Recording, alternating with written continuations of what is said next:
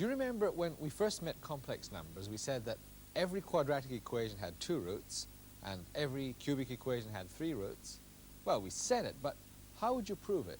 Now, in this program, we're going to prove that. In fact, we're going to prove something much more ambitious, something that goes by the grand title of the fundamental theorem of algebra. Now, this theorem states that every polynomial of degree n has precisely n roots. Well, that's a bit of a mouthful. What does it mean? Well, this is a polynomial of degree n, and these are the coefficients of the polynomial, and a root is a value of x which makes this expression equal to 0. Now, some of the coefficients could be 0, but I'd rather not have the first one, an equal to 0, because then it wouldn't be a bona fide polynomial of degree n. So let me assume that an isn't 0, then I can divide through by it. That won't affect the roots. And I'll get this expression. And of course that's nice because it assures me that I have a polynomial of degree n. Now remember, in complex numbers we saw that some of the roots could well be complex, and a surprising thing about this theorem is that we even allow the coefficients to be complex, and it's still true, and so I allow for that in the notation by using z, and the coefficients c, n minus 1, etc. can now be complex numbers. My theorem says that such a polynomial has precisely n roots. That is, there are n complex numbers, alpha 1, alpha 2, and so on, such that f of alpha 1 is 0, f of alpha 2 is 0, and so on. In fact, the theorem that we're going to prove, for starters, seems a lot less ambitious. We're going to prove that this polynomial has at least one root. Well, it seems a lot less ambitious, but it's very easy to get from one root to n roots, as we'll see later on. Now, in this polynomial, I'll take the coefficient c0 to be non-zero. Well, why do I do that?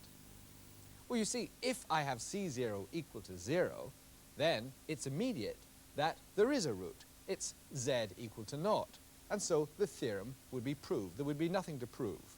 So in order to have something to prove, I'm going to take the coefficient c0 to be non-zero. So now we know what this first theorem we're going to prove is. It states that a polynomial like this has a root, alpha. Now, our proof is going to be very visual. That shouldn't surprise you because complex numbers are themselves very visual. So in order to see what sort of pictures we're going to need for the proof, here's Colin. Well, we already have an excellent picture for complex numbers as points of the complex plane. But how are we going to picture the function f? Well, supposing I take a point of the complex plane, a complex number, I can substitute it in the expression for f, and you know how to add and multiply complex numbers, so you get an answer, a complex number, f of the one you started off with, say that one. And if I take a second number, then I get a second answer, and if I take a third one, I get a third answer. Well, I worked those points out before the program using a particular cubic polynomial that we've got in mind. But as you can see, the picture isn't very helpful because the points and their images are getting all mixed up. We can correct that easily enough. We'll use two diagrams. On the left is the domain Z with complex numbers before they're mapped, and on the right is the codomain with the images f of z. Let's add more points and their images.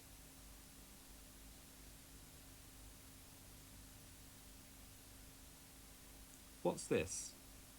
It's a complex number that's mapped to 0. It's a root. Let's look at that again. We had a point in the domain whose image in the codomain was the origin. That's a complex number z such that f of it is 0. And that's what we mean by root. It's a number that's in the domain that's mapped to 0 in the codomain. And that's how we can tell when we've got one. Well, this cubic polynomial we've been using should have 3 roots, and we might hope to find them this way, but it's a bit hit and miss just choosing points at random. What we really need is a systematic method for searching. One way is to look at all those complex numbers with the same modulus. Of course, these lie on a circle.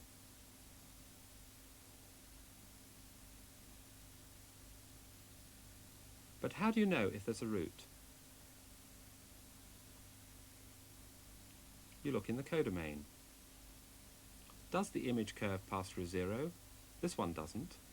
And if you try a different circle,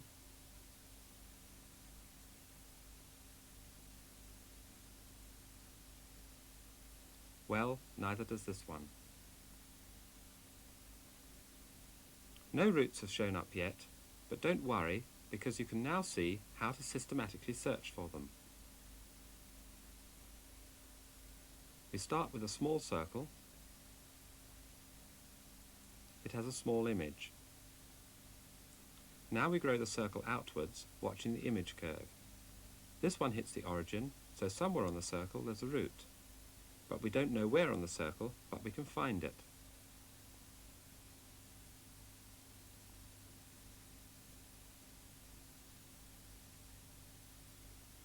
Remember, what we're interested in doing is proving the existence of a root, not actually finding it. So, as soon as this curve crosses the origin, we know we've got a root and we're finished. So that's what we're going to do. We're going to systematically grow a small circle to a bigger circle in the domain, watch the image curve in the codomain, and when it crosses the origin, we know we've got a root. Well, this searching process will certainly find us the roots, if there are any. For our cubic polynomial, there were roots, and we found them that way. But we're not interested in finding roots. We want to prove that there exist roots in general. Well, we'll get a clue from our cubic, not by looking at what happened at a root, but seeing what happened a little bit before we hit a root and a little bit afterwards. Let's look again at the search for roots. We start with a small circle. In the case of our example, the image is a small curve. As we grow the circle, this image changes. As we pass a root, the image encloses the origin. Let's see that again.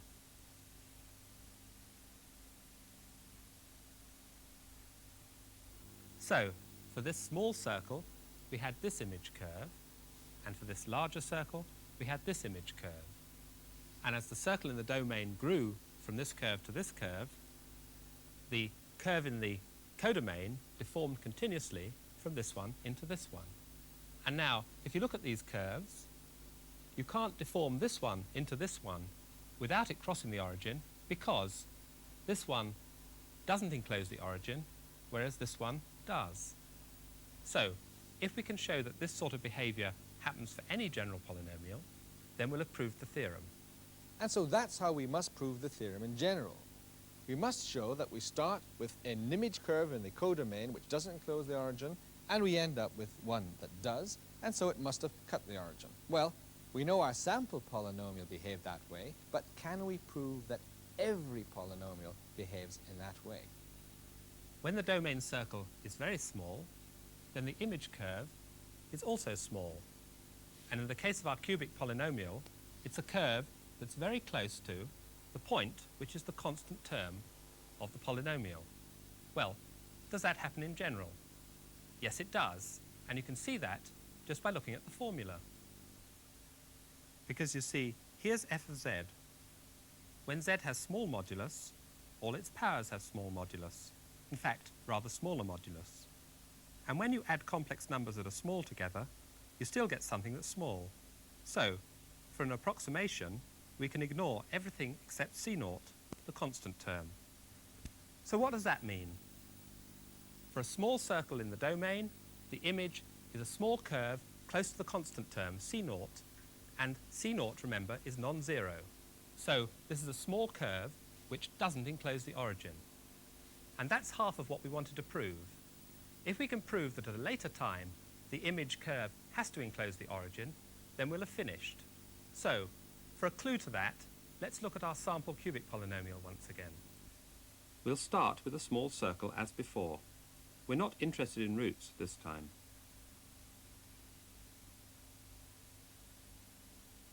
We need a change of scale, and we'll concentrate on the image curve.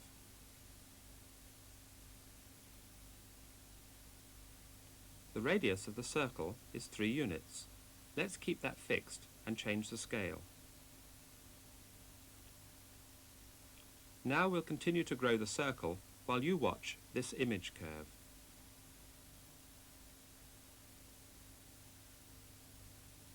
we'll need to change the scale more than once.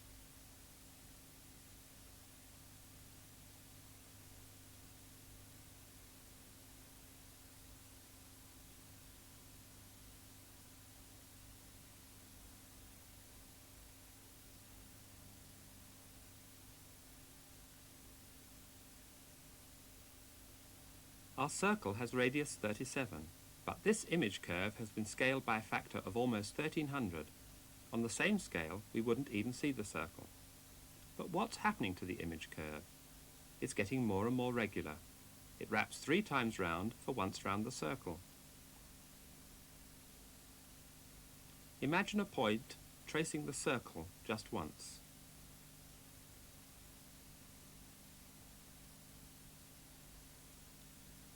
The image is beginning to look like the curve for z cubed. This is z cubed. It's wrapped round 3 times and does enclose the origin. And our curve is getting closer to z cubed. So, when the circle in the domain was very large, then the curve in the codomain was much larger and went 3 times round the origin in a nice regular fashion. In fact, it behaved like z cubed. Well, that's very suggestive. Maybe the 3 has something to do with the fact that we chose a cubic polynomial. Well, indeed it has. When z is very big, has large modulus, that is, all the terms except z to the nth will be negligible compared to z to the nth. Z to the nth dominates the polynomial. So, for an approximation to the polynomial for large z, we can use z to the nth. Now, perhaps you know that z to the nth behaves in a very nice fashion. This is the case for z cubed. The box will record the number of revolutions, 3.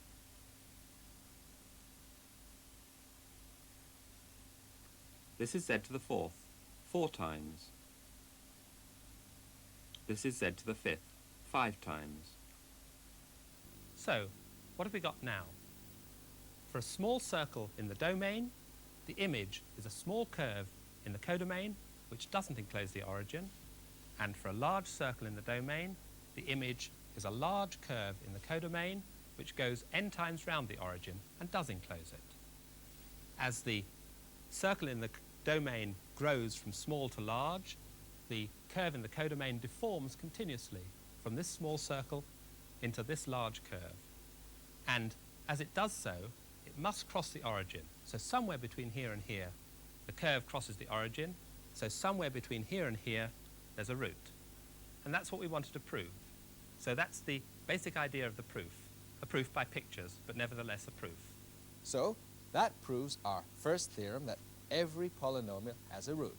We've proved it. Or have we? Actually, there are a couple of technicalities. That's just mathematics for snags. The first snag is this. As we grew from here to here, if we did it by a series of jerks, well, it's possible that we might have missed the origin altogether. Now, in fact, we do this continuously in the case of a polynomial. There is a smooth transition from here to here. And that's why this theorem applies to polynomials, because this growing is continuous. Now, the second snag is perhaps more serious. It's certainly more interesting. So here's Colin to tell us what it is and how we can overcome it. Well, we can see what the snag is if we look at this curve. It's a nice smooth curve, nothing particularly remarkable about it. But does it enclose the origin? Supposing it does enclose the origin. Well, our proof depends crucially on not being able to deform this curve into a small curve without crossing the origin on the way. But watch this.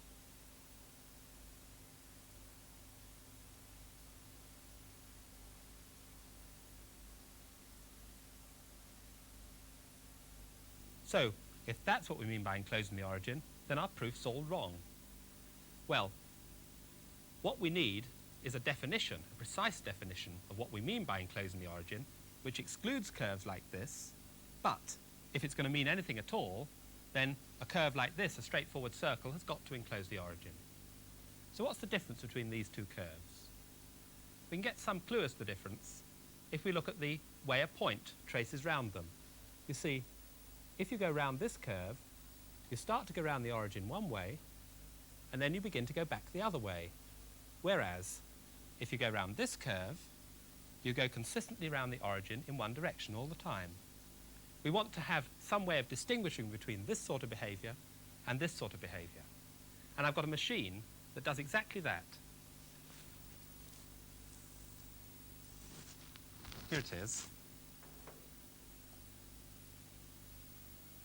Well, this arm here is connected to a spindle, and there's a string round the spindle which runs down and is connected to this pointer with a spring to keep it taut. If I turn the arm, then it pulls the string up and it moves the pointer. In order to see how much the pointer's moved, I'll put a scale behind it. So I'll put it so that it's on 0 now, and then if I turn that round, the pointer will move. You'll see how it works if I show you on my standard circle.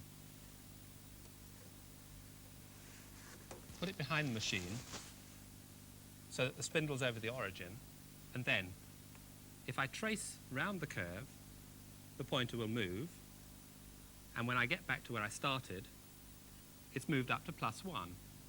And that tells me I've gone round once, round the origin. I could now 0 the scale again and try going round in the other direction. And this time, of course, it'll end up at -1, which tells me I've gone round once in the opposite direction. Well, so this machine is measuring the net number of revolutions around the origin that I make when I trace the curve. Let's try it out on our troublesome curve.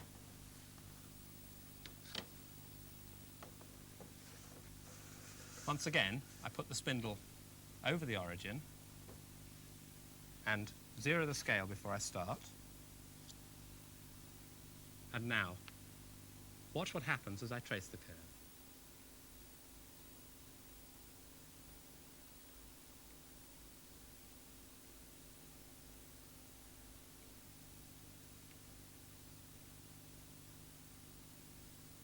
Pointer's moving up and down, but when I get back to where I started, the pointer's on 0 again. So what we're going to do is to define the winding number to be what this machine measures.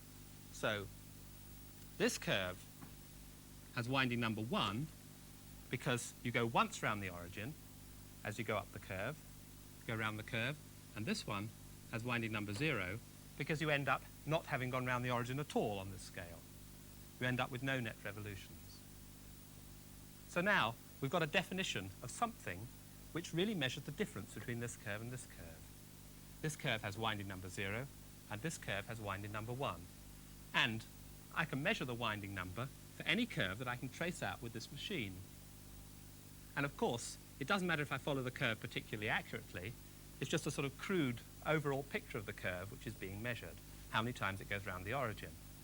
But I can't measure the winding number for the curves I'm really interested in, the ones that pass through the origin, because they go under the spindle and I can't get my pointer in there. So, in order to see what happens to the winding number for those curves, let's look at our cubic polynomial once again. Here the winding number is 2. This time the box counts the winding number. Move on a little. Here it's still 2. When does it change? Here it's 3. Closer to the root, it's still 3. The winding number changes as the image crosses the origin. So what do we know about winding numbers? Well, the winding number is always an integer. It's defined for any curve that doesn't cross the origin. Nearby curves have the same winding number, and as you deform a curve continuously, the winding number does not change unless the curve crosses the origin. So now we can see how to repair the gap in our proof. You see, for this little curve that we started off with, if I put the pointer on it, it would hardly move at all. So the winding number is clearly 0, as we expect because it doesn't enclose the origin. For this big curve that I ended up with, for the cubic polynomial, it goes 3 times round the origin, so the winding number is obviously 3. And in general, for the nth degree polynomial, the big curve that we get is going to have winding number n. So, we just argue exactly as we did before, only instead of using the words enclosing the origin, we use the more precise term, winding number. You see, we start off with winding number 0, we end up with winding number n, and as we deform from here to here, the winding number doesn't change unless the curve crosses the origin, but the winding number goes from 0 to 3, so it must have changed, the curve must have crossed the origin, and so we must have found the root. And that's what we wanted to prove. Well, that's it. We finished the proof of the theorem that we set out to prove, and it only remains to prove the fundamental theorem of algebra that any nth degree polynomial has n roots. Well, perhaps you think that this proof could be patched up so as to actually do that for us. Because you see, the winding number changes from 0 to 3. Presumably it went 0, 1, 2, 3, as each of the coils of the curve crossed the origin, and so presumably we could count the 3 roots. Well, here's Alan to finish off the proof, and also to explain why we can't argue in this way I've just described. So we've proved our first theorem that a general polynomial has at least one root. But how do we go from there to the fundamental theorem of algebra, which states that a general polynomial of nth degree has precisely n roots? Well, it's quite straightforward. Well, here's my nth degree polynomial, and the theorem we've just proved tells me that I have at least one root, alpha 1. It turns out that that means that f of z factorizes in the form z minus alpha 1 into g of z. Now what's g of z? It's just another polynomial, this time of degree n minus 1. Why? Because z to the power n minus 1 times z just gives me z to the n, so everything's all right. But now I can argue about this polynomial in the same way as I did about f of z. And my theorem tells me that g of z has at least one root, call it alpha 2. So g of z itself factorizes in the form z minus alpha 2 into the polynomial h of z, which is again a polynomial of degree n minus 2. And well, you see I can keep on arguing the same way until eventually I have n linear factors. There won't be any more. And that tells me that f of z has precisely n roots. In fact, that's what we mean by saying it's got n roots. Now, what's the problem about the pictures? Well, the problem comes about with coincident roots. You see, not all of alpha 1, alpha 2, etc. need be different. For example, I could have a polynomial like this where both roots were 1. Now, in that case, there's no way that you're going to be able to distinguish between both of these roots on a picture. It's the same point. So we just finished the theorem by using a little bit of simple algebra. Well, I think that's fantastic. Only a short time ago, when we tried to solve a quadratic equation, we had to introduce a whole new concept of number, complex numbers. And with just the help of complex numbers, nothing else, we can solve every polynomial equation. I think that's wonderful. And it gives you some idea of the power of mathematics.